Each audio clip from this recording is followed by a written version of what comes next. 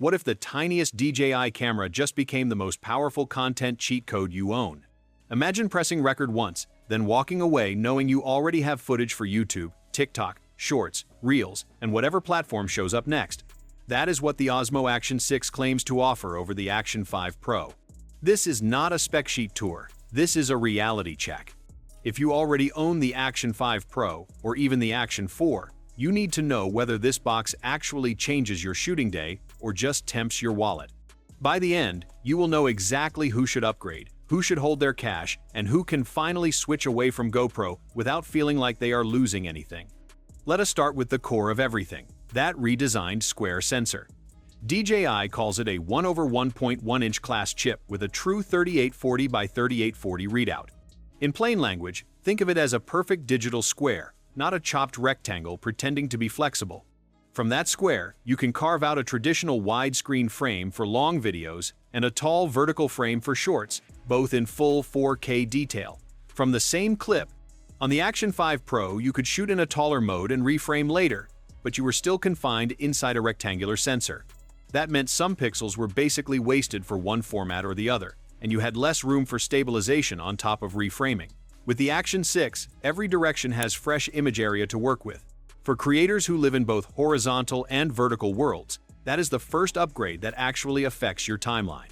Here is where things get interesting for drone pilots, vloggers, and anyone who pushes stabilization hard. When you run rocksteady on the new camera, that big square gives the processor more edges to crop from, which means smoother corrections when you are running, skating, or flying FPV through tight gaps. Every time you stabilize in post, you sacrifice some field of view. With this sensor, you are starting with extra padding, so you lose less of the shot while still calming the shake. If you fly FPV, you already know the pain of cropping away half your image just to get clean gyro-stabilized footage.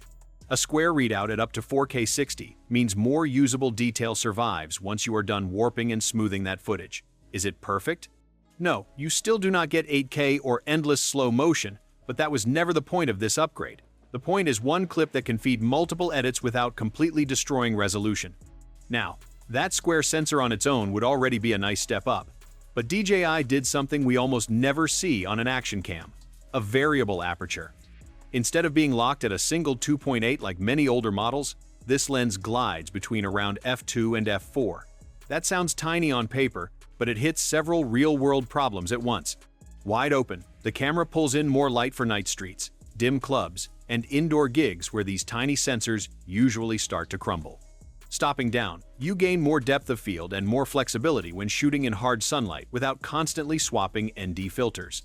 You will not get creamy cinema blur like a big sensor camera, but you do get a little more control over how busy your background looks, especially at arm's length. There is another hidden benefit: minimum focus distance. Previous generations of these cameras often struggled when you brought them too close to a subject: your coffee, your soldering project, your watch, your bike components. The Action 6 pairs its aperture control with a clever macro accessory ring that pulls that focus distance right into the "let me shove this thing into the lens" territory. Suddenly, the same pocket camera you strap to your helmet can also grab close-ups of flowers, product shots, or intricate details without turning into a blurry mess. And yes, this macro system is built for the new lens size. That means you cannot just throw it onto your Action 5 Pro and call it a day. DJI clearly wants the macro crowd stepping into the new body. Whether that is worth the jump depends on how often you actually shoot tiny details versus big landscapes or helmet angles. Let us talk color, because this is where a lot of people underestimate tiny cameras. Out of the box, the Action 6 adds a film-style palette feature inside its color settings. Think of it like in-camera looks that try to mimic popular filmic tones: softer contrast, different highlight roll-off, slightly stylized color balances. If you hate grading or just want decent-looking footage directly from the card, this saves you time. You can dial up or down the strength and still shoot in a 10-bit profile for more editing headroom if you want it. In bright daylight, the improvements are more subtle. The Action 5 Pro was already strong for daylight hikes, travel vlogs, and bike rides. The new camera leans into keeping highlights under control while holding enough shadows that your footage does not look crushed. White balance is more stable, especially in tricky mixed light, so skin tones do not swing wildly as clouds move or streetlights kick in. Low light is where most people expect miracles and then get disappointed. Here is the honest truth: this is still a tiny action cam sensor. Night scenes absolutely look better than the previous model, especially with that wider f2 option and the newer processing. But you are not suddenly shooting cinema-grade night exteriors. You will see less noise, better color separation, and more believable street lighting. However, if your arm is too short when vlogging at night, you can still end up slightly out of focus when wide open, which creates a different kind of problem: soft faces instead of noisy ones. All of that sounds great on paper, but you are probably asking a more brutal question. Should you actually spend money on this thing if you already own the Action 5 Pro? The answer depends on how you use your camera, not on whether you like new gadgets.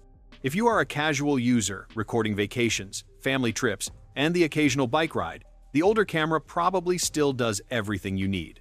You already get solid stabilization, great daylight performance, decent low light, and great accessory support. Selling your current setup just to chase marginal noise improvements is not smart. But if you are a content creator who lives in both long and short form, the story changes fast. The square sensor alone changes your workflow. One take can become a landscape YouTube clip and a vertical short without having to change orientation or run two cameras. Add in better stabilization headroom, the macro option, and those in-camera film looks, and you start saving editing time every single week. That time is worth real money if you post regularly. That is huge for busy creators. Let us not ignore audio, because nothing ruins an otherwise decent clip faster than terrible sound. The Action 6 supports direct pairing with DJI's wireless microphones, including their smaller and older transmitters. That means clean dual-channel audio without extra recorders dangling off your rig. You can mic yourself and a guest, or yourself plus ambient sound, right into the camera. For run-and-gun travel shooters, that is the difference between usable and mute this entire clip. On the hardware side, the outer shape is familiar but slightly refined. The front and rear screens keep their handy layout. The body is a bit thicker to house the new sensor assembly, and the mounting system continues DJI's magnetic quick-release design. New this time is a magnetic power and data connector that charges either direction, simplifying the number of cables and ports you juggle on the road. The batteries stay at a similar capacity, and here is the good news: chargers and packs from previous generations still work, so you do not have to rebuild your entire kit. Stabilization has moved to a newer generation as well. The company's latest algorithm takes advantage of that square readout and faster silicon to keep horizon lines steadier under heavier motion. You can still push it too far if you slam the camera around, but for most bike, board, and travel scenarios, you get smoother footage with fewer warping artifacts than before. If you have ever watched your old clips wobble at the edges after digital stabilization, you know how big that is. So, who should upgrade? If you film events, concerts, low-light nightlife, or FPV flights, and you are constantly reframing for different platforms, the Action 6 is not just a toy, it is a workflow tool. The square sensor plus improved processing gives you more usable shots per session. If you mostly shoot 16:9 long-form content and never post vertical clips, the value drops. You will still enjoy cleaner footage and better tools, but you are not unlocking the core advantage of the new design. Price matters too. If you can sell your Action 5 Pro at a decent rate and roll that into the new body, then the upgrade can be rational, especially if you are posting multiple times a week. If the gap is huge and you are tight on budget, it might be smarter to wait for future generations while squeezing every bit of performance from the camera you already own. Gear should serve your ideas, not trap you in an endless loop of minor upgrades. Here is the simple way to decide. Ask yourself 3 questions. Do you regularly publish in more than one aspect ratio? Do you wish your stabilized shots had a little more breathing room? Do you ever feel limited by your camera's close focus and low light behavior? If you are nodding yes to at least 2, the Action 6 suddenly makes a lot of sense. If you shrugged at all 3, your money is probably better spent somewhere else in your kit. Cameras do not make stories, but the right camera can free you to tell them faster. That is ultimately what this upgrade is about. Not pixel peeping, not bragging rights, but time. Time saved in reframing, time saved in grading, time saved in fiddling with accessories and audio. If a square sensor, variable aperture, macro focus, smarter stabilization, and cleaner audio let you move faster from idea to upload, then the box has done its job. Before we wrap, if this breakdown helped you figure out whether to upgrade or stay put, tap that like button and subscribe to Winds of Thought so you do not miss the deep dives coming next. The best upgrade is not always a new camera, sometimes it is better decisions. Thank you for hanging out with me and nerding out about tiny cameras that do big jobs. Drop a comment and tell me what you are using right now and whether this new square sensor beast actually tempts you or not. Either way, keep creating, keep experimenting, and I will see you in the next one.